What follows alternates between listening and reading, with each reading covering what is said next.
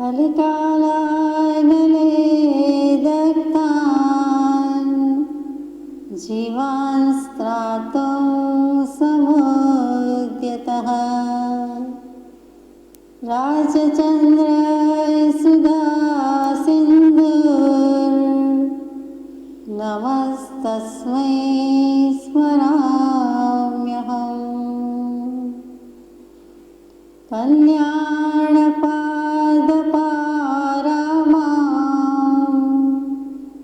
श्रुतगङ्गा हिमाचलम् विश्वाम्भोजरविन्देवं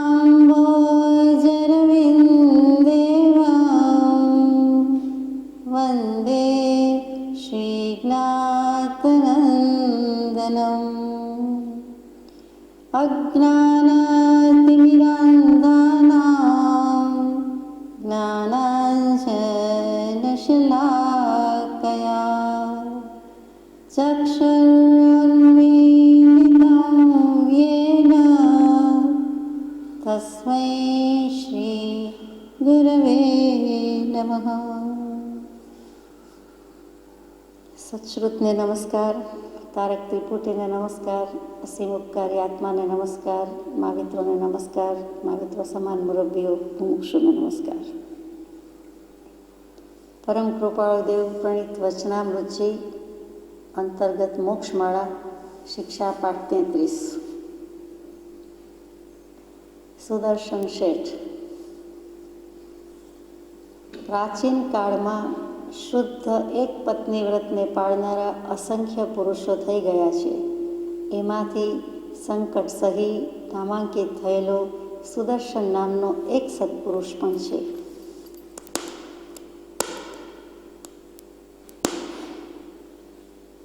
આ સુદર્શન શેઠ કોણ?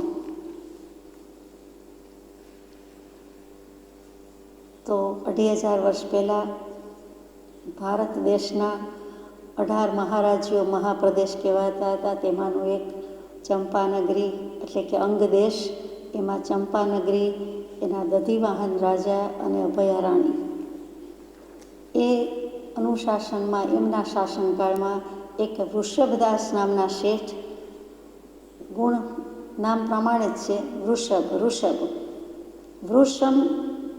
વૃષમ ધર્મમ ભાતિ ઇતિ વૃષભ। ઋષભ ભગવાન પહેલાં આદ્ય તીર્થંકર થઈ ગયા તો ઋષભનું લંછન ઓળખ ચિહ્ન બળદ છે, પણ અર્થ શું છે? તો કે એમના માતાએ સ્વપ્નમાં પહેલો બળદ જોયો એમ, અથવા એમના શરીર ઉપર ક્યાંક પગ ઉપર એવું ચિહ્ન હતું એટલે બળદનું લંછન। પણ વૃષભ એટલે બળદ, તો વૃષ એટલે બળ, વૃષ એટલે ધર્મ, ધર્મને જે પ્રકાશે છે તે ઋષભ અથવા તો વૃષભ બંને એક જ છે। આ શેઠનું નામ પણ વૃષભદાસ છે, એટલે જે ધર્મ જ આરાધે છે, ધર્મનો જ દાસ છે તે વૃષભદાસ છે અને ધર્મને પ્રકાશે છે। એમના પત્નીશ્રીનું નામ, શેઠાણીનું નામ અરહત દાસી। જેવું નામ તેવા જ ગુણ છે। એ પણ પ્રહંત ભગવંતને જ બરાબર આરાધે છે, પૂજે છે અને ભજે છે। તો એમને ત્યાં એક નોકર અને એનું નામ સુભગ સમન્વય કહીએ છીએ તે સુભગ, શ્રેષ્ઠ ભાગ્યવાન, મહાભાગ્યવાન, સૌથી વધુ ભાગ્યવાન। અને એમાં પણ ભગ શબ્દના અર્થ 14-15 થાય, એમાંથી બધા જ લાગુ પડે તેવા તે શ્રી છે, કીર્તિવાન છે, લક્ષ્મીવાન છે, ધનવાન છે, બુદ્ધિવાન છે, યશવાન છે, વગેરે વગેરે। ભલે નોકર છે, તેનું નામ સુભગ છે, તેની વાત લઈએ છીએ। એ નોકરનું કામ હંમેશા ભેંસ ચરાવવા જવાનું છે। ખેતર છે અને ભેંસ ચરાવવા જાય છે। ભેંસ ચરાવતા એક વખત એક મુનિને જુએ છે, જૈન મુનિને જુએ છે અને કાયોત્સર્ગમાં સ્થિત છે, લીન છે। પહેલી વખત તો કાયોત્સર્ગમાં અડકતા જોઈને વારી જાય છે કે અહો, આ તે જળ છે કે શું? આ તે પૂતળું છે કે શું? આને કોઈ અસર નથી, કાંઈ અવાજ આવે તો જોતા નથી, કાંઈ ચલિત થતા નથી, થાકી જતા નથી, આજુબાજુ કાંટા છે, બધા જાય છે, આમને કોઈ અસર જ નથી, પણ લાગે છે તો ચેતન, પણ જળ જેવા આટલી બધી સ્થિરતા છે, ખુશ થઈ જાય છે કે આ કંઈક છે। બીજા દિવસે જલ્દી ભેંસ ચરાવવા જવું એમ થાય છે, જાય છે અને પાછું આ જુએ છે તો ત્યાં દર્શન કરે છે, કંઈ બોલતા નથી। અને ત્યાર પછી થોડીક વાર થઈ ન થઈ સૂર્યોદય થયો આ બાજુ સૂર્યનો ઉદય અને આ બાજુ જાણે કે આ મુનિ આકાશમાં ઉડ્યા. પહેલાં બોલ્યા નમો અરિહંતાણમ, અને નમો અરિહંતાણમ કૌશક પાડ્યો, પૂરો કર્યો અને તરત જ ઉડ્યા, જાણે કે ઘરથી બહાર જવા નીકળ્યા. તો કે આ બાજુ સૂર્ય ઉગે છે અને આ બાજુ બીજો સૂર્ય જાણે ઉડવા માંડ્યો કે ઉગવા માંડ્યો, એટલે એમને ઉડતા જોયા. એને શબ્દ યાદ રહી ગયા કે નમો અરિહંતાણમ, એટલે કે છે કાંઈક આ શબ્દમાં, એ કાંઈક બોલ્યા એટલે એણે શીખી લીધું નમો અરિહંતાણમ. ઘરે બોલતો બોલતો ગયો, ભેંસ ચારીને પાછો આવતા શેઠ શેઠાણી કહે છે આ શું? તો ગમે ત્યારે નમો અરિહંતાણમ જ બોલ્યા કરે, જવાબ આપે, બધું કામ કરે, પણ મંત્ર સ્મરણ એને એટલું બધું વસી ગયું કે વ્યસન થઈ ગયું. એટલે ગમે ત્યારે રાત્રે ઊંઘમાં જાગતા, હસતા, બોલતા, બીજી કંઈ ક્રિયા પ્રવૃત્તિ કામ કરવાનું કરી લે, પણ મંત્ર બોલવાનું ભૂલે નહીં. તો પૂછે છે કે તને આ ક્યાંથી આવ્યું? અમે તો શીખવાડ્યું નથી. અને આમ ગમે ત્યારે નાહીને કે વગર નાહીને કે ગમે તે કામ કરતા દિવસે રાત્રે બોલ્યા કરે છે, ઠીક નથી, અને તને ક્યાંથી શીખવા મળ્યું? તો પૂછે છે, જવાબ આપે છે કે આવી રીતે એક મુનિને ઊભેલા જોયા અને નમો અરિહંતાણમ કરીને એ તો ઉડ્યા, એટલે હું તો શીખી ગયો, મને આવડી ગયું ને હું પણ બોલું છું. અને હવે બોલ્યા કરું છું તો મને ભૂખ તરસનો ભાન નથી, બીજું કોઈ દુઃખ લાગતું નથી, અને મને બહુ જ સારું લાગે છે આ મંત્ર સ્મરણ કરતાં. પછી કે ગમે ત્યારે ન બોલાય, તો કે મને વ્યસન પડી ગયું છે, હું તો બોલવાનું જ. સ્વરૂપ ચિંતન ભક્તિ ત્રણેય કાળે સેવ્ય છે, કૃપાળુદેવ આગળ પત્રોમાં લખે છે. વ્યવસ્થિત મન એ સર્વસૂચિનું કારણ છે, અને સ્વરૂપ સેવન ભક્તિમાં કંઈ કાળ અકાળ, નાયા ન નાયા, બાહ્ય સૂચિ, લૌકિક સૂચિ બધું બહુ જોવાતું નથી. એટલે ભક્તિ કરવામાં, ભાવ કરવામાં રાત દિવસ ન જોવાય, સ્વપ્ન જાગૃત ન જોવાય, અસૂચિ સૂચિ ન જોવાય. મનમાં જેને સ્મરણ જ છે એ ભૂલ્યો જ નથી, એને સ્મરણ શું ને વિસ્મરણ શું, એ અજપાજપ જાપ જપ્યા કરે છે, તો એમાં કંઈ વાંધો નથી, તકલીફ નથી. તેમ છતાં એમ કહે છે શેઠ કે એક શબ્દ આવડે છે તો એની બદલે તું આ 5 શબ્દનો નવકાર મંત્ર છે, તું 5 પદ શીખી જાય, એટલે 5 પદ આપે છે, નવકાર મંત્રનું સ્મરણ કર્યા કરે છે. એમાં એક વખત ચોમાસું જામ્યું છે, ભેંસ ચરાવવા જાય છે, પાણી પી લે છે, ચારી લે છે, પાછું આવે છે, ત્યાં પાણીમાં પૂર આવે છે, નદીમાં પૂર આવે છે. એટલું બધું પૂર કે વાત જવા દો, તો ભેંસ તો તરીને સામે કાંઠે પહોંચી ગઈ. એ બીક લાગે છે કે આમાં હું તરી શકીશ નહીં, આમાં હું પહોંચી શકીશ નહીં, ઊભો રહેશે ત્યાં ને ત્યાં. મંત્ર સ્મરણ તો કરે જ છે, એ યાદ આવ્યું. એ પહેલાં મુનિ કૂદી શક્યા, છેક આકાશ સુધી ગયા, તો હું થોડેક સુધી તો કૂદી જ શકીશ નહીં, એટલે થોડેક સુધી ઊંચે ચડી પણ શક્યા. આકાશગામીની વિદ્યાધારી જંઘાચરણ મુનિ પહેલાં હતા, એટલે થયું કે એનામાં શક્તિ હતી, ઉડતા નજરે જોયું છે તો હું પણ કરી શકું, એટલે એણે કૂદકો લગાવ્યો, ઉડ્યા એવા થોડેક સુધી ગયા, અને પછી તરત જ આખી નદી પાર ન કરી શક્યા. તે જ વખતે વચ્ચે બરાબર નદીના કાદવમાં પડ્યા, ફસાયા, કાળધર્મ પામી ગયા. આ ભરવાડનો છોકરો કયો કે સુભગ નામના નોકર, ત્યાં ભરવાડનો છોકરો લખ્યું નથી, સુભગ નોકર જ લખે છે શાસ્ત્રોમાં. હેમચંદ્રાચાર્યજીએ બહુ સુંદર વર્ણન કર્યું છે. અને ત્યાર પછી ત્યાં ને ત્યાં કાળધર્મ પામ્યા. શું કામ? તો કે ખેરના લાકડાનો ખીલો નદીમાં હતો, અને ખીલો સીધો જ હૃદયમાં ખૂંચી ગયો, એટલે લોહીની ધાર મર્મસ્થાન વિંધાઈ ગયું, અને ત્યાં ને ત્યાં દેહ ત્યાગ થયો. પણ મંત્ર સ્મરણ છોડ્યું નથી.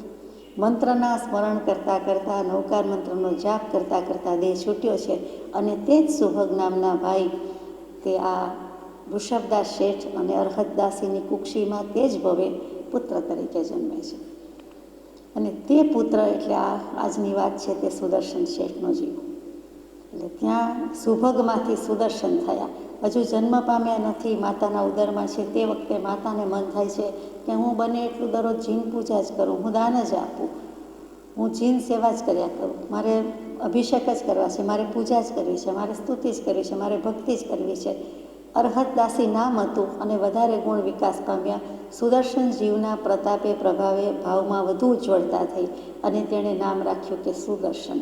કે મને પ્રભુ દર્શન, જીન દર્શનની બહુ જ આકાંક્ષા રહેતી હતી, અને એ જ સ્મરણ ગમતું હતું, અને આને પણ નવકાર મંત્રના સ્મરણ કરીને જ આ જીવ આવ્યો હતો, તો એનું નામ પાડ્યું સુદર્શન. તો સુદર્શન શેઠ ધીમે ધીમે મોટા થયા, યુવાન થયા, પારંગત થયા, બધી કળામાં પ્રવીણ થયા, વગેરે વગેરે. એ જ સુદર્શન શેઠને એક મનોરમા નામના સુંદર પત્ની લગ્ન થયા, અને નામ તેવા જ ગુણ મનોરમા, અને 6 પુત્રો છે. પછી વાત આગળ ચાલે છે, આપણે લઈએ. એ સુદર્શન નામનો એક સત્પુરુષ પણ છે. લખનાર પરમ કૃપાળુદેવ સુદર્શનની વાત લખતા લખતા શરૂઆતમાં જ કથામાં એને સત્પુરુષ કહી દીધા છે, જેવી તેવી વાત નથી. વળી એક વચનમાં લખે છે, એ આવો હતો, એ સત્પુરુષ હતો, એટલે કેટલી આત્મીયતાથી પોતાના દોસ્તની મૈત્રી ભાવે જાણે મિત્રની વાત કરતા હોય તેવી રીતે મૂકે છે. એ ધનાઢ્ય, સુંદર મુખમુદ્રાવાળો, કાંતિમાન અને મધ્યવયમાં હતો.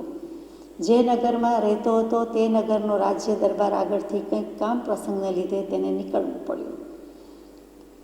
હવે સુદર્શન મનોરમા 6 યુવાન પુત્રો છે. સુદર્શનને એક મિત્ર છે, ખાસ મિત્ર છે, જીગરજાન દોસ્ત છે, અને એનું નામ છે કપિલ, અને એના પત્નીનું નામ છે કપિલા. એ કપિલ એ રાજપુરોહિત પણ છે અને આમનો મિત્ર પણ છે. બંનેની દોસ્તી બધા જ વખાણે છે અને ખરા અર્થમાં દોસ્ત છે. એટલી બધી હદે દોસ્તી જામી ગઈ છે કે કપિલા પૂછે છે કે તમે વધુને વધુ સમય રાજવહીવટ રાજકારભારમાં વ્યસ્ત હો છો અને પછીનો સમય પણ દોસ્ત સાથે વધારે ગુજારો છો, તો એવો દોસ્ત તમારો કોણ છે, મિત્ર કોણ છે? એટલે ભરપેટ વખાણ કરે છે. અને એક કપિલના મુખે સાંભળેલા વખાણ કપિલાથી સહન થઈ શકતા નથી, પણ સાંભળી લે છે. હવે તો આ તમારા મિત્રને હું મળું જ અને સાધું જ, અને એની સાથે હું પણ સમય ગાળું, એવો કંઈક ખોટો ખરાબ ભાવ કરે છે. અને ત્યાર પછી એ જ કપિલા એક વખત યુક્તિ કરે છે કે હવે મારે આ જીગરી દોસ્તી છે એની પરીક્ષા કરવી છે અને કાંઈક એમાં વિઘ્ન લાવવું. એક વખત રાજા સુદર્શન શેઠને ક્યાંક બહાર મોકલે છે, બહારગામ મોકલે છે, અને તે વખતે આ કપિલાને એવું થાય છે, કપિલને ક્યાંક મોકલે છે, તો કપિલાને એવું થાય છે કે હવે હું સુદર્શન શેઠને મળી શકીશ. સુદર્શન શેઠના ઘરે જાય છે અને કહે છે કે તમારો મિત્ર તમને યાદ કરે છે, વિરહમાં જુરે છે, તો આપ ઘેર પધારો. તો કેમ, તબિયત સારી નથી એટલે પોતે આવી શક્યા નથી, પણ આપ ઘેર આવો તો સારું. કપિલને ઘેર બોલાવે છે. કપિલ ઘેર જાય છે. ક્યાં છે મારો મિત્ર, ક્યાં છે સુદર્શન, ક્યાં છે સુદર્શન? આ રૂમમાં, આ રૂમમાં, આ રૂમમાં, એમ કરતાં કરતાં આખા મોટા મકાનમાં છેક છેલ્લે લઈ જાય છે. બારણું બંધ કરે છે અને પછી કહે છે કે તમે કપિલને મળો કે કપિલાને મળો, તમને શું ફેર પડે છે? તમે કપિલના દોસ્ત છો તો આ કપિલા છે, તો મારા પણ દોસ્ત બની શકો છો, થઈ શકો છો. અને એ આડી અવળી વાતો કરે છે. અને તે વખતે એણે જે વિષય સુખનું આમંત્રણ આપ્યું અને તે સુદર્શન શેઠ સ્વીકારતા નથી. તે વખતે શું કહે છે તે વાંચીએ. તેનું ઉત્તમ રૂપ અને કાયા જોઈને તેનું મન લલચાયું. એક અનુચરી મોકલીને કપટ ભાવથી નિર્મળ કારણ બતાવીને સુદર્શનને ઉપર બોલાવ્યું. કેટલાક પ્રકારની વાતચીત કર્યા પછી અભયાએ સુદર્શનને ભોગ ભોગવવા સંબંધીનું આમંત્રણ કર્યું. સુદર્શને કેટલોક ઉપદેશ આપ્યો તો પણ તેનું મન શાંત થયું નહીં. છેવટે કંટાળીને સુદર્શને યુક્તિથી કહ્યું કે બેન, હું પુરુષત્વમાં નથી, તો પણ અનેક પ્રકારના હાવભાવ કર્યા અને તેનાથી સુદર્શન ચડ્યો નહીં. અને એ વખતે કંટાળી જઈને પછી તેણે તેને જતો કર્યો કે ચાલો, તમે પુરુષ ધર્મમાં નથી, તમે પુરુષ નથી, તો કહે છે કે હું તો નપુંસક છું અને મેં પુરુષનો વેશ પહેર્યો છે, મારું શું કામ છે, અને મારો દોસ્ત છે અને તમે મને આવી રીતે છેતર્યા, એમ કરીને બહાર નીકળી જાય છે. એ પણ જવા દે છે. ત્યાર પછી થોડાક વખત પછી એ જ ગામમાં, એ જ નગરમાં, જેમ અગાઉ થતું એન્યુઅલ ડે, કંઈ વાર્ષિક દિવસ, સંવત્સરી, સાલગીરા, જે કહો તે, શરદ ઋતુનો ઉત્સવ થાય, વસંત ઋતુનો ઉત્સવ થાય વગેરે, અત્યારે હોળી વગેરે થાય છે, એ ઉત્સવ આવ્યો. તો શરદ ઋતુના ઉત્સવમાં બોલાવે છે, આખું ગામ ભેગું થાય છે. અને તે વખતે રાજા બધાને બોલાવે છે, બધાએ જવાનું જોઈ. તો આ જે સુદર્શન શેઠ છે એ સમ્યક દૃષ્ટિ શ્રાવક છે અને કેટલાક મહિનામાં તિથિના દિવસે પર્વ પાલન એટલે તિથિ પાલન રાખે છે. તો કહે છે કે ભારે થઈ આ ઉત્સવ પાંચમ આઠમની તિથિમાં જ આવ્યો, મારે તો પૌષધ વ્રત કરવું હતું, તો હવે શું કરવું? તો રાજાને એડવાન્સમાં મળી લે છે, ગિફ્ટ આપી દે છે અને કહે છે કે મારું નજરાણું સ્વીકાર કરો.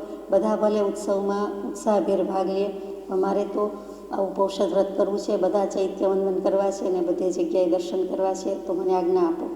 તો રાજા હા પાડે છે કે સારું. એટલે એ કાયોત્સર્ગમાં રહી જાય છે, પૌષધ વ્રત કરે છે, કાયોત્સર્ગમાં સ્થિત છે, પણ નગરના ચોકમાં છે.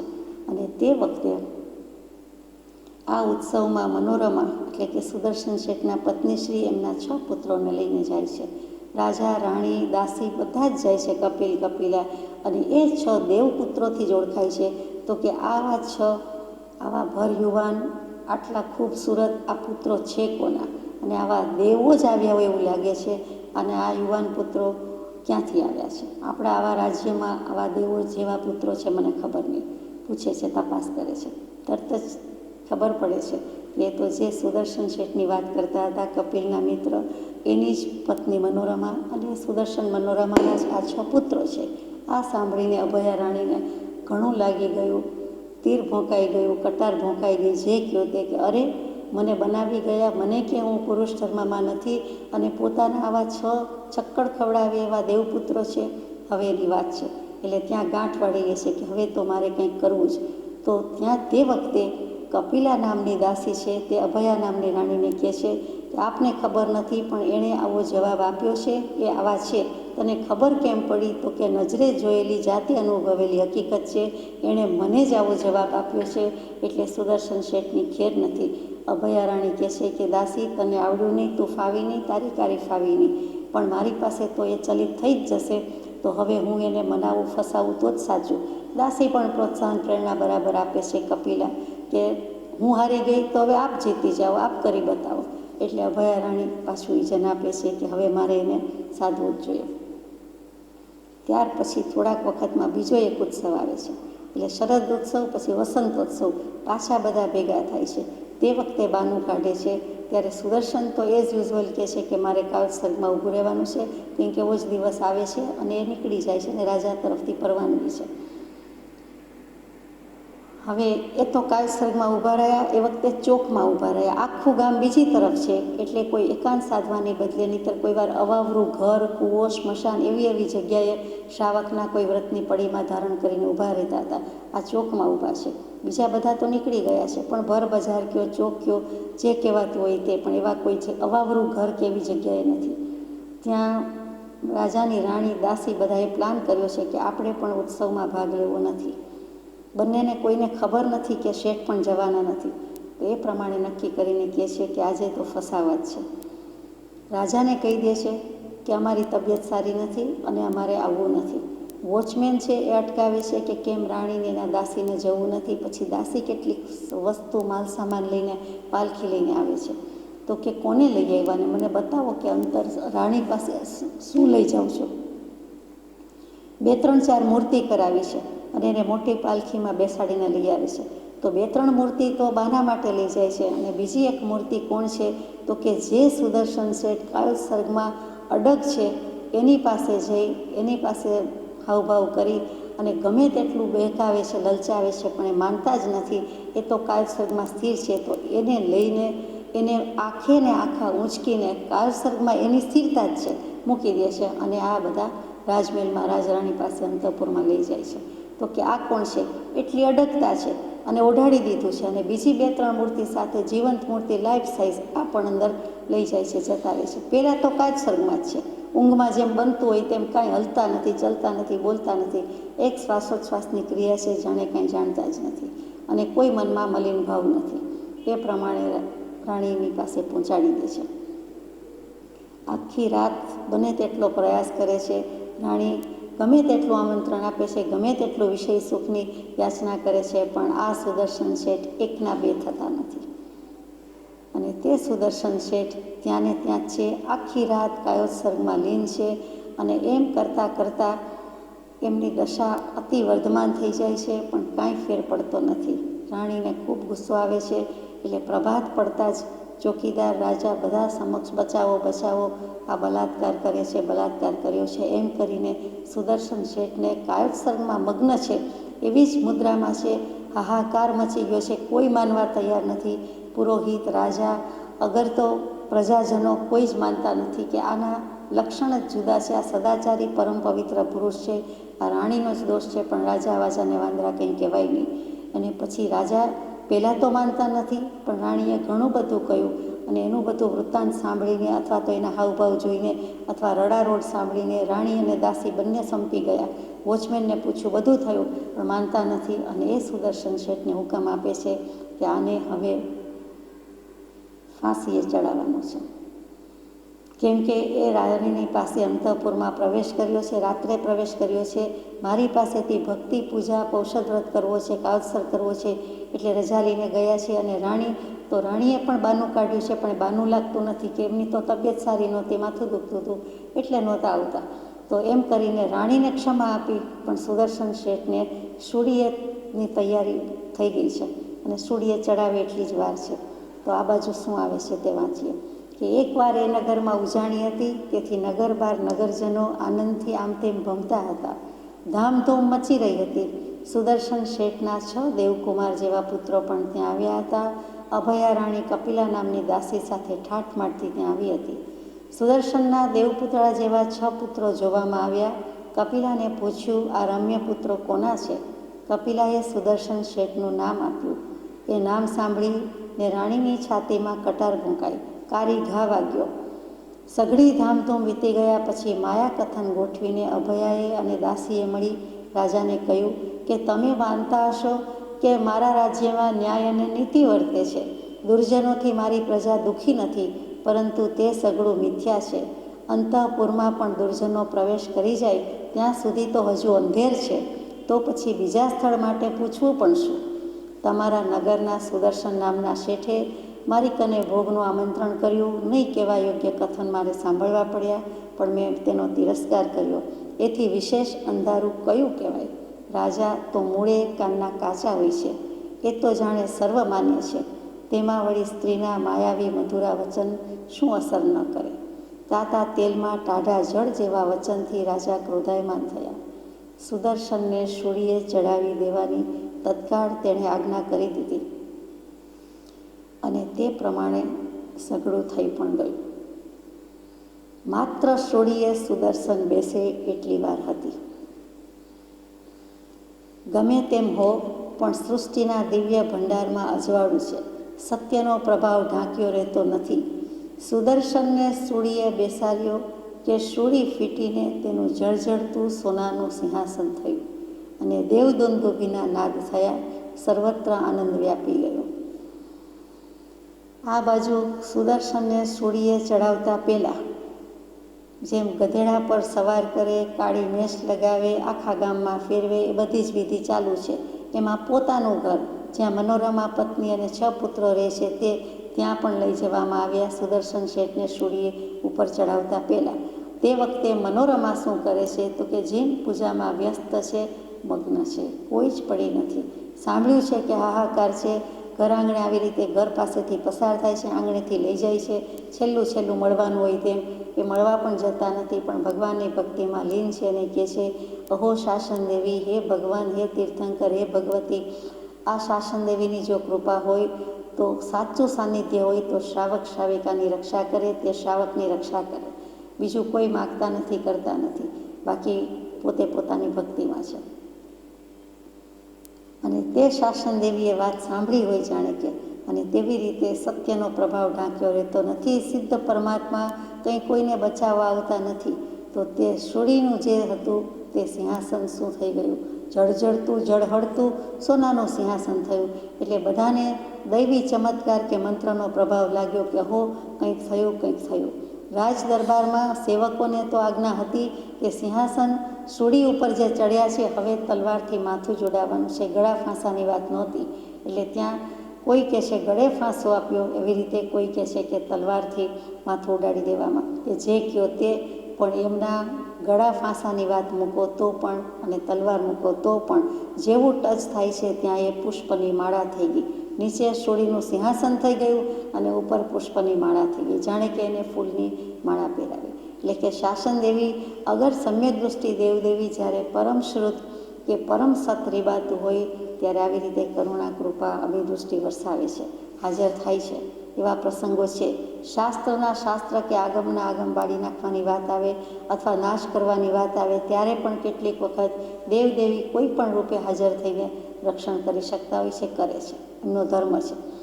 તો એ વખતે આ સુદર્શનને કોઈકે જરૂર બચાવી લીધા. એટલે કે સત્યશીલ છે એનો હંમેશા જય છે. સત્યમેવ જયતે કદાચ ત્યારથી જ આવ્યું હશે.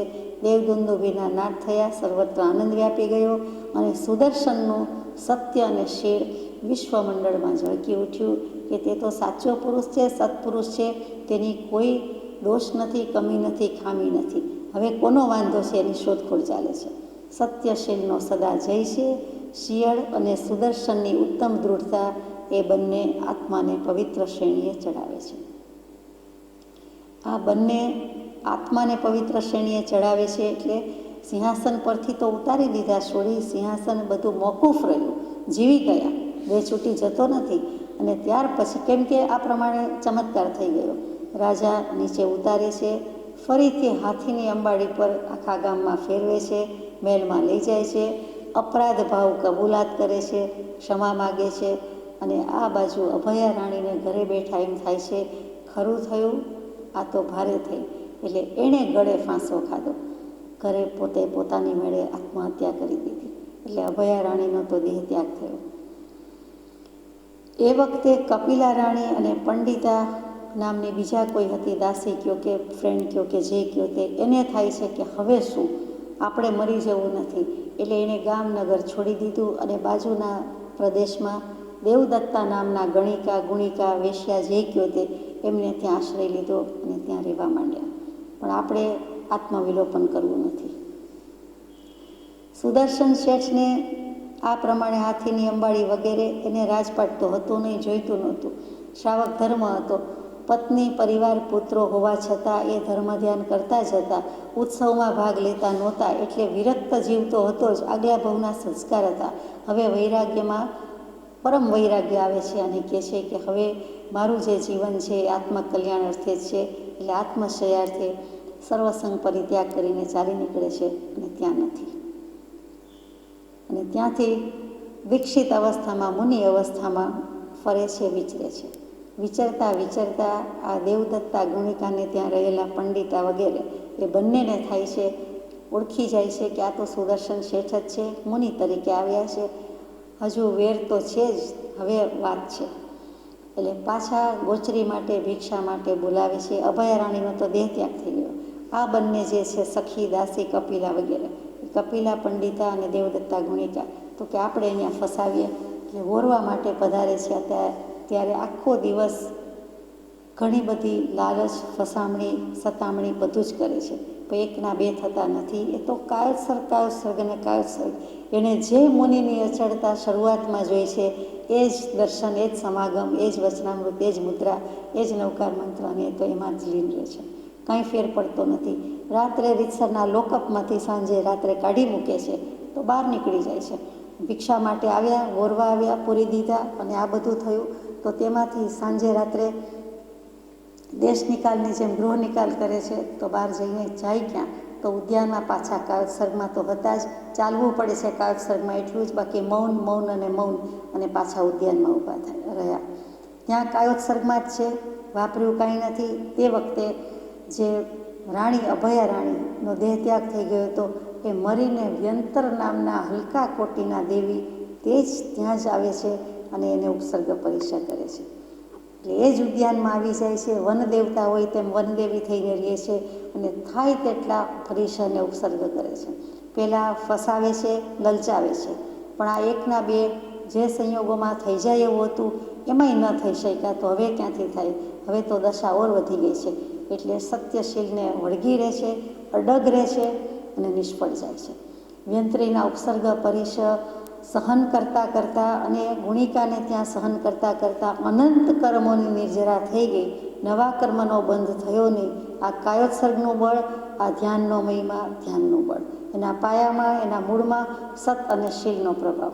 અને તેમ કરતાં કરતાં આ બાજુ આ પરીક્ષા આપે છે, આ બાજુ કર્મો ખપતા જાય છે. ગજસુ કુમારની વાત યાદ આવે કે સસરાએ અંગારા ભર્યા છે અને કાયા ભડભડ બળે છે, સામે કર્મ તડતડ ફૂટતા જાય છે. એમને કોઈ દોષ નથી દેખાતો, કોઈ દુઃખ નથી, કોઈ વિકલ્પ નથી. શ્રેણી ક્ષપક તણી કરીને આરૂઢતા, અનન્ય ચિંતન, અતિશય શુદ્ધ સ્વભાવ, જો અપૂર્વ અવસર એવો ક્યારે આવશે, આવી ગયો. અને ક્ષપક શ્રેણી પર આરૂઢ થઈને શુક્લ ધ્યાનની શ્રેણી ચડતા ચડતા કેવલ જ્ઞાનની પ્રાપ્તિ કરી આ સુદર્શન શેઠે. સુદર્શન શ્રાવકે, સુદર્શન મુનિ અને તેમને આ બાજુ આટલા ઉપસર્ગ પરિસર છે. અનુકૂળ પરિસર અને પ્રતિકૂળ પરિસર, એમાં સ્ત્રી વગેરેનો અનુકૂળ પરિસર કયો છે તો તેમાં પણ એમને પ્રતિકૂળતા જ લાગે છે, કેમ કે સત્યશીલ ને વરેલા છે, પવિત્ર પુરુષ છે અને તેમણે વ્રત નિયમ પછખાણ બધા કરેલા છે. તો એવા પરિસરમાં પણ અડગ રહ્યા, કેવલ જ્ઞાનની પ્રાપ્તિ કરી. ક્યાં પાર્શ્વ પ્રભુની ક્ષમતા, ક્યાં સુદર્શન મુનિની સ્થિરતા. બંનેને વિકટમાં વિકટ સંયોગ વખતે કેવલ જ્ઞાન થાય છે. આત્મધ્યાન રહે છે તો ઠીક છે, અને તો જ થઈ શકે, કારણ કે કોઈ જાતનો વિકલ્પ નથી. કાયા મારી નથી, નહીં હું આત્મા છું તો કાયાનું કાંઈ અસ્તિત્વ જ નથી. શુદ્ધ ચૈતન્ય અવિનાશી એવો હું આત્મા છું, અને દેહ કે દેહભાવ એવું કાંઈ રહ્યું જ નથી. એટલે કાયાનો તો સંપૂર્ણપણે કાલસર્ક્યતા, કાયા હોવા છતાં કાયાનો ત્યાગ, દેહ હોવા છતાં દેહભાવનો ત્યાગ, શરીર હોવા છતાં શરીરથી પર. શરીર તે મારું નહીં તો પોતે કોણ? તો શુદ્ધ ચૈતન્ય અવિનાશી આત્મા. એટલે કાંઈ જ થતું નથી. લવલેશ વિકાર વિભાવ પરિવર્તન થતું નથી, અરે વિકલ્પ પણ થતો નથી. તેવી દશાને નમસ્કાર છે, અને તે વખતે તેમને કેવલ જ્ઞાનની પ્રાપ્તિ થઈ. એક જ શબ્દ ઉપર આરૂઢ થયા હશે, સત અગર શીલ. એ શબ્દ એ શ્રુત છે અને તેના અવલંબનથી તરી ગયા છે. માથે સત્પુરુષ છે.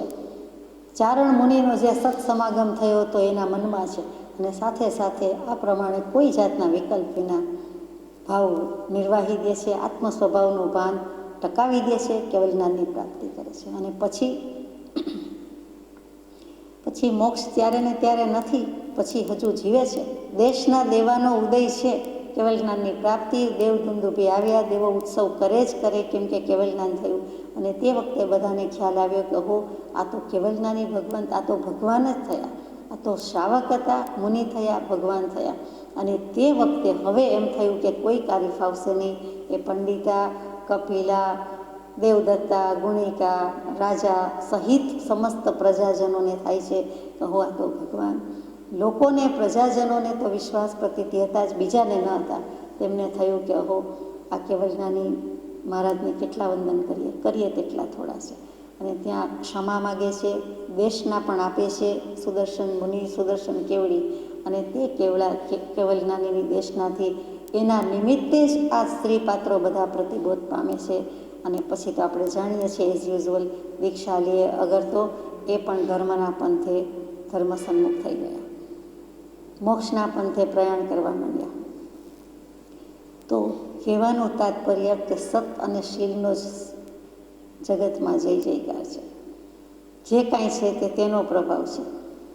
યોગશાસ્ત્ર હેમચંદ્રાચાર્યજીએ લખ્યું. હેમચંદ્રાચાર્યજીએ ઘણું લખ્યું. એમાં સુદર્શન શેઠ માટે એમણે લખ્યું છે.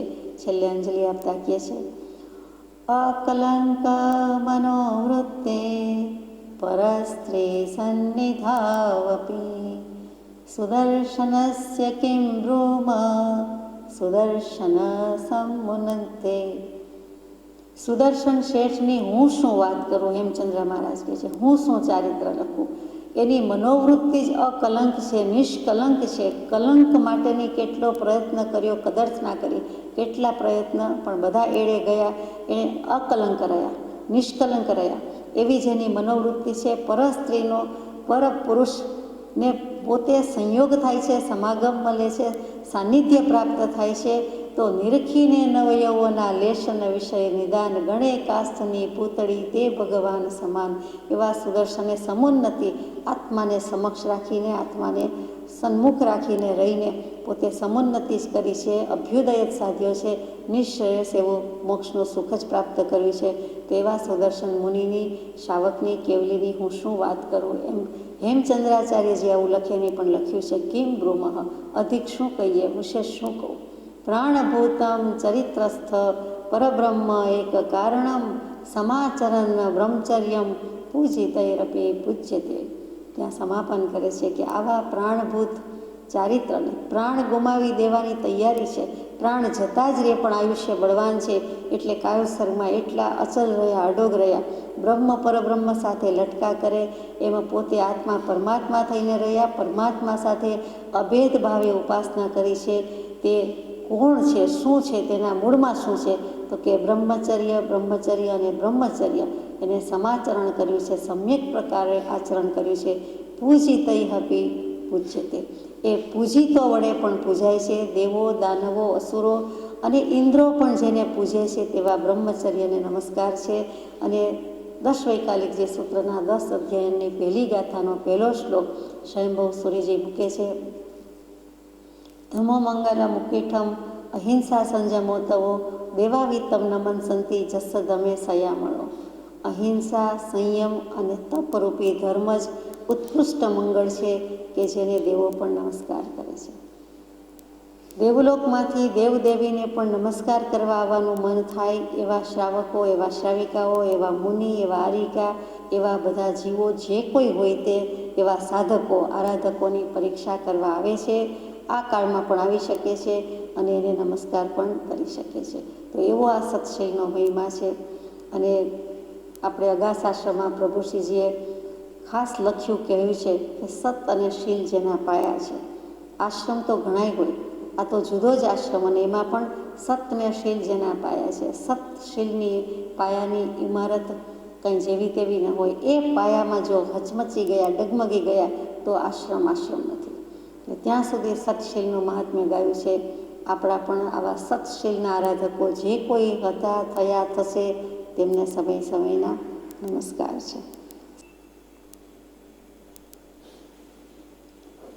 અનાસક્ત છો અન્યમાવે અકામે રમો આપમાપહે સૌખ્યધામે અહો બ્રહ્મમાં શુદ્ધ ચર્યા કૃપાળુ ગુરુ રાજવંદુ મુદામો હટાળો. પરિપૂર્ણ જ્ઞાને પરિપૂર્ણ ધ્યાને પરિપૂર્ણ ચારિત્ર બોધિત્વ દાને નિરાગી મહાશાંત મૂર્તિ તમારી પ્રભુ પ્રાર્થના શાંતિ લેશો અમારી. ખીલ્યું ધર્મ ઉદ્યાન મા વૃક્ષવર્ય સદા જાણવું શ્રેષ્ઠ તે બ્રહ્મચર્ય. નવે ગુપ્તિની વાડ તેને બચાવા રચે સંયમી ધર્મ પૂરો નિભાવા. ગુરુ રાજવંદુ મુદામો ઘટાડું. સત્શ્રુતને નમસ્કાર, અસીમ ઉપકારી આત્માને નમસ્કાર, તારક ત્રિપુટીને નમસ્કાર, મહાવિત્રોને નમસ્કાર, મહાવિત્રો સમાન મુરબ્બીઓ, મુમુક્ષોને નમસ્કાર. પરમ કૃપાળુ દેવ પ્રણીત વચનામૃતજી અંતર્ગત મોક્ષમાળા શિક્ષા પાઠ 34 બ્રહ્મચર્ય વિશે સુભાષિત. ગઈકાલે 33મા પાઠમાં સુદર્શન શેઠના ગુણગ્રામ કર્યા. શ્લાઘ્ય પુરુષ, હવે તો ભગવાન, સુદર્શન શેઠ, સુદર્શન શ્રાવક, સુદર્શન મુનિ અને પરમ કૃપાળુ દેવને જેને યાદ કર્યા તે સુદર્શન સત્પુરુષ, સુદર્શન ભગવાન. પટણામાં જેમની સમાધિ છે તે સુદર્શન શેઠ અને સ્થૂળીભદ્રજી બંનેની એક જ જગ્યાએ છે. ઘણાએ દર્શન કર્યા છે. તો સતને શીલનો સદા જયો. સતને શીલ એના જ અનુસંધાનમાં આગળ જઈએ. સત આત્મા, શીલ બ્રહ્મચર્ય. આત્મા ઉત્તમ છે અને પવિત્ર છે, અને જો તે બ્રહ્મમાં જ ચર્યા કરે તો વળી એકદમ ઉત્તમ પરમ પરમાત્મા, પરમ આત્મા વગેરે પદની પ્રાપ્તિ થાય છે. તો બ્રહ્મચર્ય વિશે સુભાષિત વળી દોહરામાં મૂક્યું છે. શાસ્ત્રોનું અનંત આત્માઓના શુભાશુભ ભાવો, કર્મો કેમ બંધાય છે અને કેમ છૂટે છે એનું ઘોલન કરીને, દોહન કરીને જે મૂક્યું છે તે દોહરા. એ દોહરા છંદમાં દોહરાવીને ગાઈ શકાય એટલા માટે દોહરા. તો પ્રથમ કડી છે નિરખીને નવ યૌવના લેશન વિષય નિદાન ગણે કાષ્ઠની પૂતળી તે ભગવાન સમાન. બ્રહ્મચર્ય શું? તો કે બ્રહ્મ બૃહ ધાતુ છે સંસ્કૃતમાં. બૃહ પરથી જ બૃહદ આવ્યું, વિશાળ, મહાન, ઉદાર, મોટું. એવી જ રીતે બૃહ ઉપરથી બૃહ ક્રિયાપદ છે, ધાતુ છે, એના પરથી બ્રહ્મ આવ્યું. ઉત્તમમાં ઉત્તમ, શ્રેષ્ઠમાં શ્રેષ્ઠ, યાને કે વિશાળમાં વિશાળ, મોટામાં મોટું કોઈ તત્વ હોય, મહાનમાં મહાન કોઈ વાત હોય, પવિત્રમાં પવિત્ર વસ્તુ દ્રવ્ય હોય તો તે આત્મા છે. બીજા તો જળ છે. બીજા દ્રવ્ય જળ છે. જે કાંઈ મહાનતા, ઉત્તમતા, ઉદારતા, વિશાળતા, પવિત્રતા છે તે આત્માની છે. મહત્તત્વ મહનીય મહાધામ ગુણધામ ચિદાનંદ પરમાત્મા વંદો રમતારામ. તો આત્મા બ્રહ્મ એ ચર્યા, હરવું ફરવું, સ્થિર થવું, પોતે પોતાનામાં જ રહેવું જોઈએ. એટલે આત્માએ આત્મામાં જ રહેવું જોઈએ, આત્મભાવમાં જ રહેવું જોઈએ, આત્મ સ્વભાવમાં જ રહેવું જોઈએ, આત્મા પરમાત્મા થઈને રહેવું જોઈએ. એનું નામ બ્રહ્મચર્ય. એ શુદ્ધ બ્રહ્મચર્ય, પૂર્ણ બ્રહ્મચર્ય, પવિત્ર બ્રહ્મચર્ય, પરમ બ્રહ્મચર્ય. એવું ન થાય, હર હંમેશ ન રહેવાય, એક એક સમય ન રહેવાય, તો જેટલો સમય રહેવાય તેટલું તેનું નામ બ્રહ્મચર્ય. સુભાષિત સુંદર રીતે, શ્રેષ્ઠ રીતે જે કાંઈ કહેવાયું છે, વ્યાખ્યાયું છે, કથાયું છે ભગવંતો દ્વારા, જ્ઞાની પુરુષો દ્વારા, તેનું નામ સુભાષિત. આ સરસ રીતે કહેવાયું છે તે બ્રહ્મચર્ય વિશે વિચારીએ. તો નિરખીને નવયૌવના લેશન વિષય નિદાન. તો ગમે તે સ્ત્રીને જોવાની વાત નથી કરી, ગમે તે વૃદ્ધાની વાત નથી કરી. અહીંયા તો એમ કહ્યું કે નિરખીને, નિરીક્ષણ કરીને. કોનું? તો કે નવયૌવના, યુવતીના કટાક્ષપણથી વિંધાયા સિવાય ગમે તેવી સૌંદર્યવાન હોય અને ગમે તેવું યૌવનવંતા હોય તો પણ એનું નિરીક્ષણ કર્યા પછી પણ જેને લેશન વિષય નિદાન, બિલકુલ વિષય વિકારની ઈચ્છા થતી નથી, પોતાના ભાવમાં વિકાર યાને ફેરફાર યાને પરિવર્તન યાને પર્યાય પલટન પામતી નથી, એવા વિષયના નિદાન કહેતા વિષયના મૂળ, વિષયનો વિકાર, વિષય વિકારની ઈચ્છા. નિદાનનો અર્થ મૂળ અને નિદાનનો અર્થ કારણ. એને જેને કાંઈ થતું નથી, સેજ પણ વિચલિત થતા નથી, લેશ માત્ર ભાવ બગડતા નથી, તેને પરમ કૃપાળુદેવ કહે છે ગણે કાષ્ઠની પૂતળી તે ભગવાન સમાન. એને ભગવાન નહીં કહ્યા પણ ભગવાન સમાન કહ્યા. થોડુંક બાકી છે, પરિપૂર્ણ રીતે નથી, પણ જ્યારે નિરખતી વખતે પણ જેને આવો ભાવ નથી તેને ભગવાનની બદલે ભગવાન સમાન કહ્યા છે. જેમ સર્વ જીવ છે સિદ્ધ સમ, જે સમજે તે થાય, તેમ સર્વ આવા જીવો છે તે ભગવાન સમાન છે. જો આ પ્રમાણે ભાવ રાખીએ તો, આ પ્રમાણે ભાવ બદલાય નહીં તો કેવું ગણે છે? તો કે ત્યાં કહી દીધું કાષ્ઠની પૂતળી. લાકડું ગમે તેટલું સુંદર હોય પણ લાકડું તે લાકડું, જળ તે જળ. શરીર પણ પૂતગલનું પડીકું જળ છે, તો બીજાનો દેહ સ્ત્રી માટે પુરુષ કે પુરુષ માટે સ્ત્રી, અહીંયા સ્ત્રી લખ્યું છે તો એનો દેહ એ જળ જ છે, લાકડું જ છે. તો પથ્થરમાં સૌંદર્ય હોય, રત્નમાં સૌંદર્ય હોય, સોનામાં સૌંદર્ય હોય, લાઈવ હોય, જીવતું જાગતું ચેતનવંતી યુવતી હોય તો સૌંદર્ય હોય, તો એ બધું બરાબર છે. પણ એના ચિત્રપટમાં, ફોટામાં, મૂર્તિમાં હોય એ બધું માન્ય, પણ લાકડામાં સૌથી ઓછું હોય. લાકડાની પૂતળી સૌથી ઓછી અપીલિંગ કહેવાય છે. એટલા માટે લાકડું જળ છે એટલે મૂક્યું છે. અને લાકડા જેવું લાકડી જ લાગે, લાકડું જ લાગે, મૂર્તિ જ લાગે, પૂતળું જ લાગે. પૂતળી કરતાં, ઢીંગલી કરતાં પૂતળું લાગે. બાવલું, સ્ટેચ્યુ પ્રાણ વિનાનું લાગે, જળ લાગે. દેહ તો એવો જ છે. એવો જ્યારે ભાવ થાય છે ત્યારે તે ભગવાન છે. ભગવાન સમાન છે. શા માટે? પોતે આત્મા ભગવાન છે. જગત ઈષ્ટની આત્માથી સૌહીન, સૌથી અધિક તો મારો આત્મા જ છે. ચડિયા તો એ જ છે, સુપ્રીમ તત્વ તો એ જ છે. એટલે હું આત્મા, હું ભગવાન, તો સામો જીવ છે તે ભગવાન નથી. એને ત્યાં લાકડું ગણે છે, જળ ગણે છે. અને એમ કહી દીધું જગત ઈષ્ટની આત્માથી અધિક ઈષ્ટ, ઈચ્છવા યોગ્ય કોઈ વસ્તુ નથી. મારી પસંદગી, મારી ખુશી, મારી ઈચ્છા મારા આત્મા પર, બીજા કોઈના આત્મા પર નહીં. પર દ્રવ્ય અને પર ભાવનું ગ્રહણ કરતો નથી. એટલે ત્યાં લાકડાવત માને છે. પણ આરસની પૂતળી નથી લખ્યું, પથ્થરની લખ્યું નથી. વિચારવા જેવું છે. એ પણ બધું જળ છે, પણ એનું સૌંદર્ય કદાચ પણ સ્પર્શી જાય, અપીલ કરે. પણ લાકડાનું સૌંદર્ય એ એટલું જચતું નથી, ગમતું નથી. લાકડું તે લાકડું, લાકડા વડે, લાકડાના બળતણનો ઉપયોગ કરીને તો દેહનો અગ્નિ સંસ્કાર કરાતો અથવા કરવામાં આવે છે. તો એ લાકડું છે. લાકડું શું કામ? મૂળમાં વનસ્પતિ છે, વનસ્પતિ કાંઈનો જીવ છે, પણ ત્યારે તે લાકડું છે, એ જળ થઈ ગયું છે.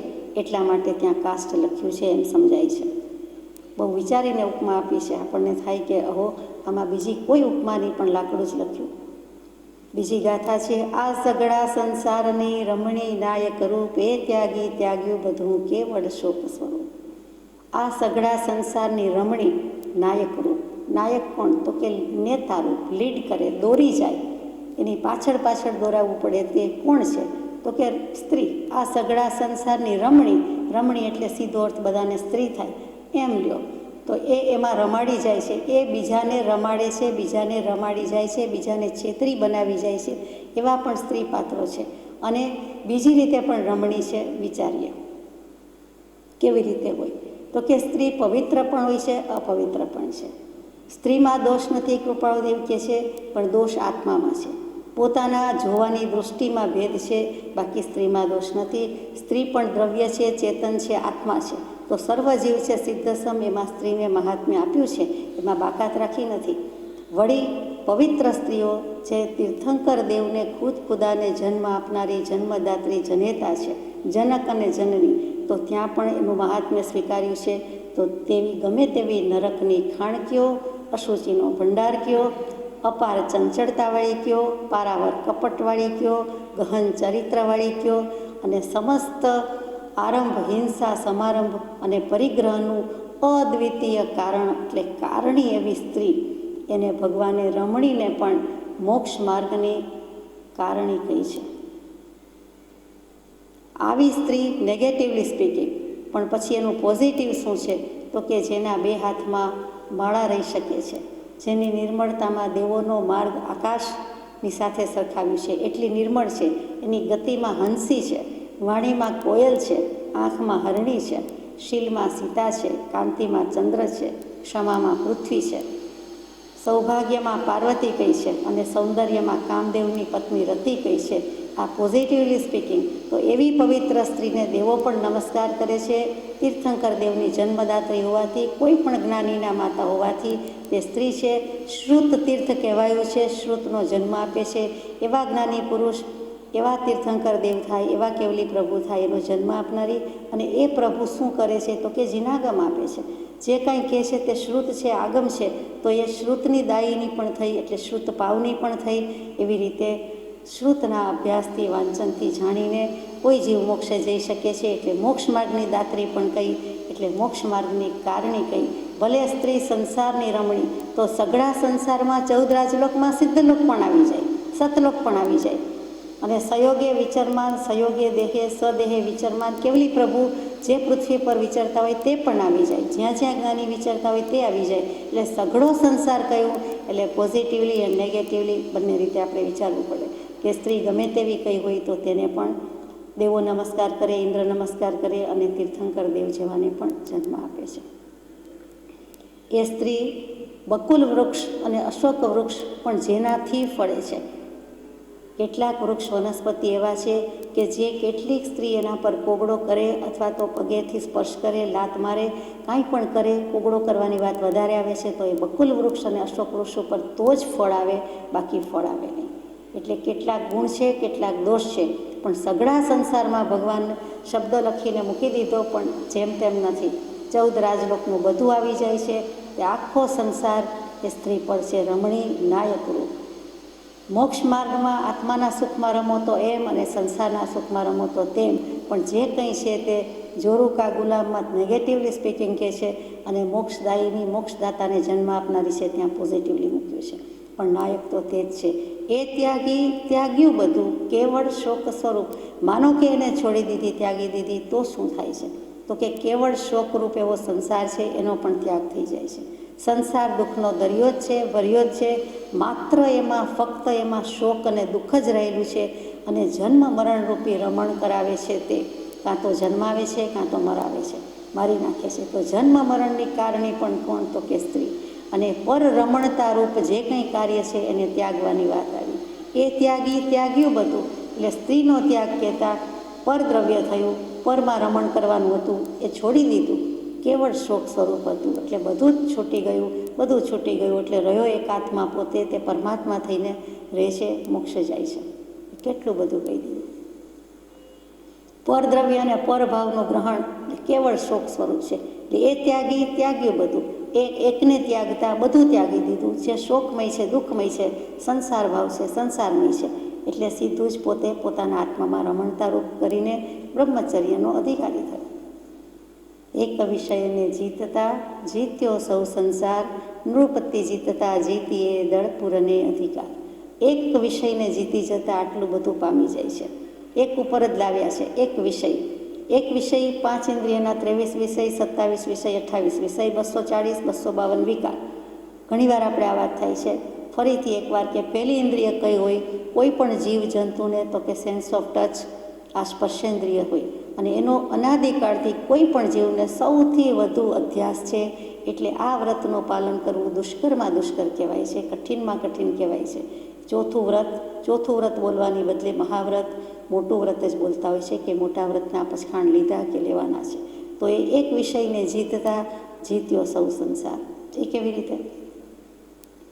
તો કે કોઈ એક રાજા બીજા રાજાને ચડાઈ કરે અને જીતી જાય, એક દેશ બીજા દેશને જીતી જાય, તો દેશ જીતી જાય એટલે સમરાંગણ, યુદ્ધ મેદાન આકાશમાં હોય કે પૃથ્વી પર હોય, માત્ર એટલું જ જીતે છે એમ નથી, પણ જીતી જાય છે એટલે એની સમગ્ર સત્તા, સામ્રાજ્ય, એને જે કંઈ હોય એમાં જે કંઈ પ્રજાજનો છે, એની જે કંઈ રિચીસ છે, સંપત્તિ છે, સમૃદ્ધિ છે, એનું જે કંઈ ખજાના, કોષ, ભંડાર છે, એ બધું જ જીતી ગયા કહેવાય છે.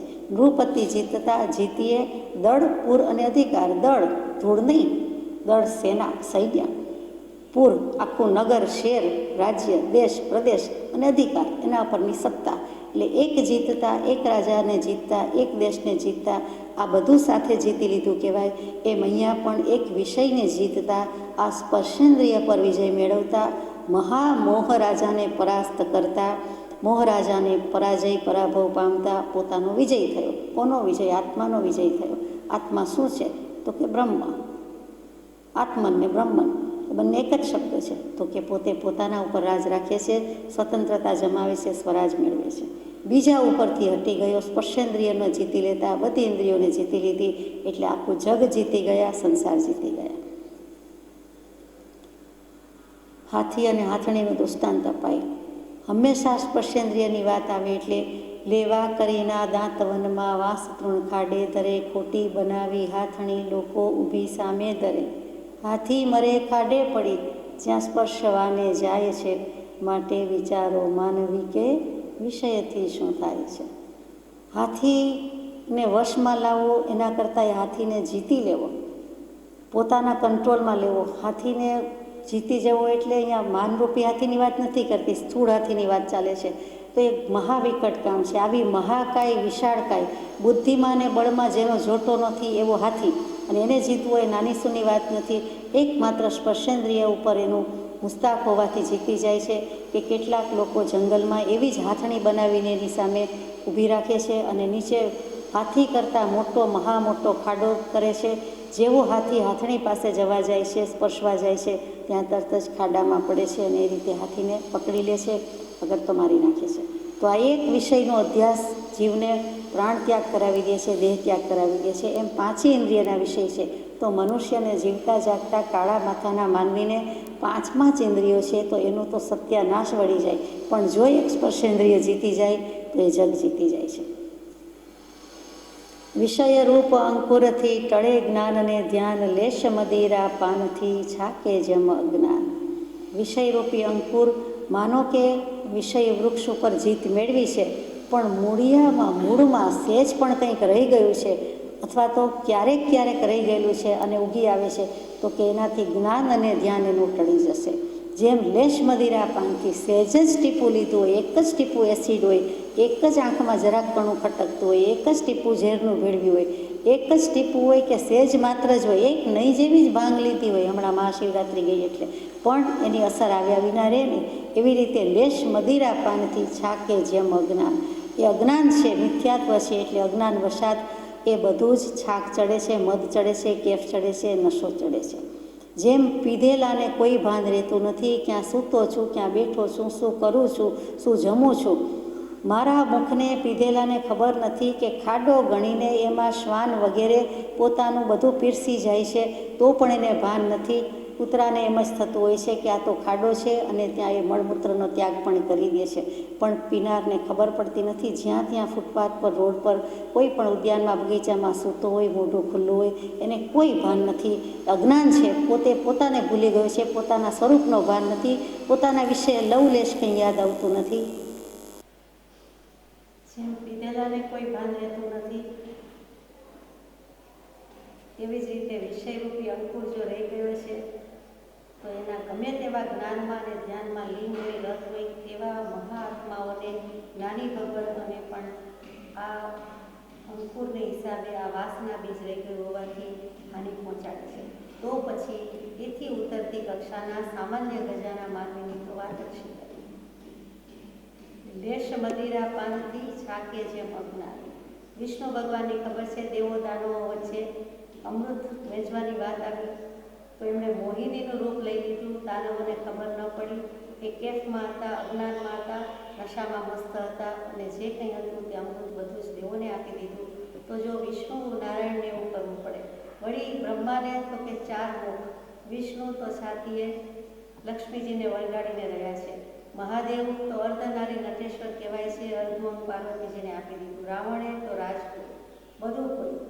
ઇન્દ્ર જેવા ઇન્દ્ર તો ગૌતમ પત્નીને ભોગવવા માટે એમણે જે કંઈ વેશ પરિવર્તન કર્યું અને શ્રાપ મળ્યો અને જે કર્મ બંધાયા તેને કારણે 100 યોની ધારણ કરવી પડી. તો આ સમસ્ત આરંભ સમારંભનું તે સ્ત્રીને કહ્યું છે, વિષયને કહ્યું છે કે વિષયરૂપ અંકુરથી ગમે તેવા જ્ઞાન ધ્યાનમાં મસ્ત હોય, મગ્ન હોય તો પણ થોડુંક ક્યારેક એકવાર સહેજ પણ ચૂકે છે તો આટલું ચૂકી જાય છે.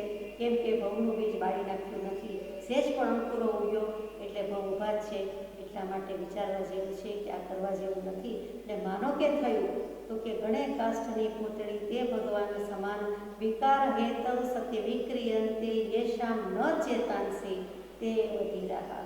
વિકારના વિભાવના સાક્ષાત નિમિત્તો હાજર હોવા છતાં પણ જે પુરુષો લેશ માત્ર ચડતા નથી તેને ફરીથી ભગવાન કયા છે, ભગવાનજી કયા છે. ત્યાર પછીની ગાથા છે, જે નવ વાડ વિશુદ્ધથી ધરે શિયળ સુખદાય ભવતેનો લવ પછી રહે તત્વ વચન એ ભાઈ.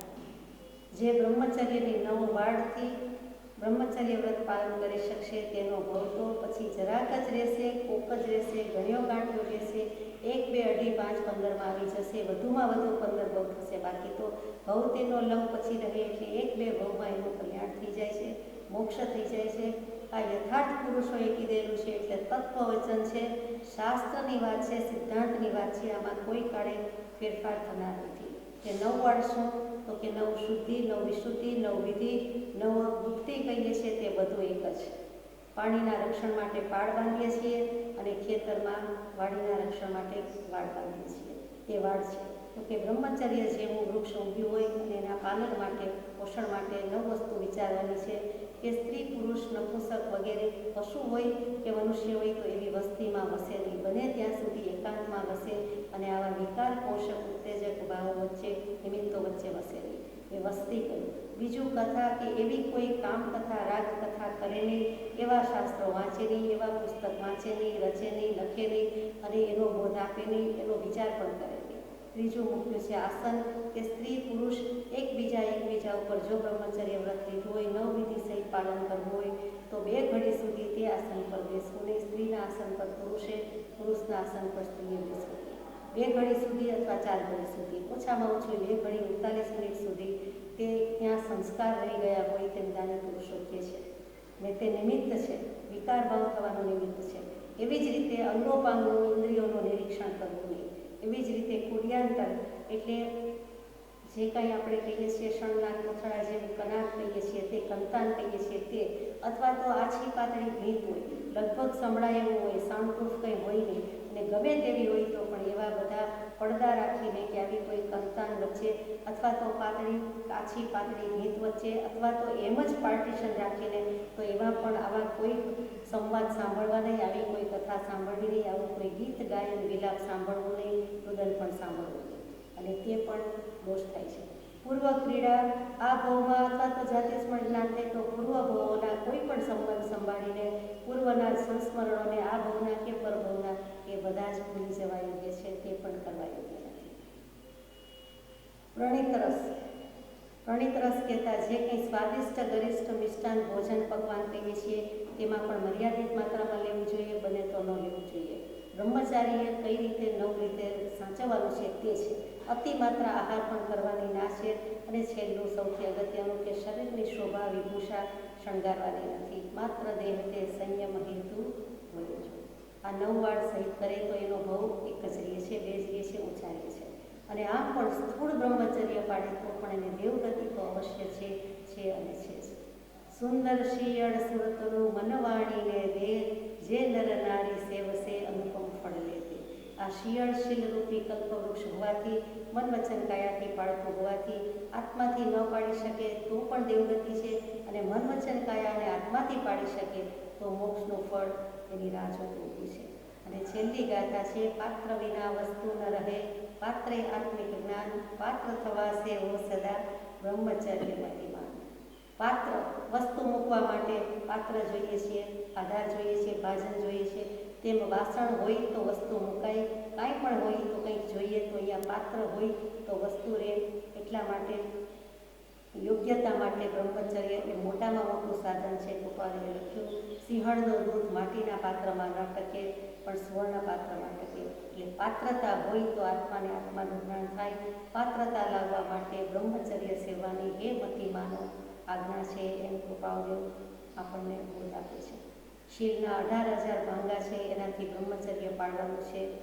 3 યોગ, 3 તરણ, 4 સંજ્ઞા, 5 ઇન્દ્રિય, 10 સંયમ, 10 યતિ ધર્મ, એનો પરસ્પર ગુણાકાર કરતા શીલના 18,000 ભાંગા થાય છે. અંતમાં બ્રહ્મચર્ય સ્વર્ગીય